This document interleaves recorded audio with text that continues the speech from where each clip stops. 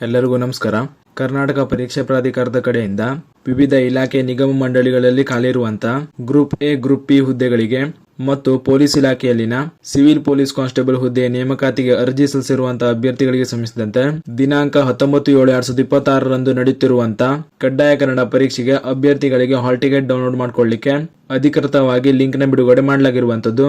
ಈ ಒಂದು ನೇಮಕಾತಿಗಳಿಗೆ ಅರ್ಜಿ ಸಲ್ಲಿಸಿರುವಂತಹ ಅಭ್ಯರ್ಥಿಗಳು ನಿಮ್ಮ ಕಡ್ಡಾಯ ಕನ್ನಡ ಪರೀಕ್ಷೆಯ ಹಾಲ್ ಟಿಕೆಟ್ ನ ಕೆಇಎ ಅಧಿಕೃತ ವೆಬ್ಸೈಟ್ ಇಂದ ಡೌನ್ ಮಾಡಿ ನೋಡ್ಕೊಳ್ಬಹುದು.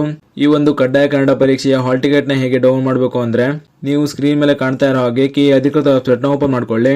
ಓಪನ್ ಆದ್ಮೇಲೆ ನೇಮಕಾತಿ ಆಪ್ಷನ್ ನಲ್ಲಿ ಸಿವಿಲ್ ಪೊಲೀಸ್ ಕಾನ್ಸ್ಟೇಬಲ್ ನೇಮಕಾತಿ 2026 ಮೇಲೆ ಕ್ಲಿಕ್ ಮಾಡ್ಕೊಂಡು ಈ ಪೇಜ್ ನ ಓಪನ್ ಮಾಡ್ಕೊಳ್ಳಿ.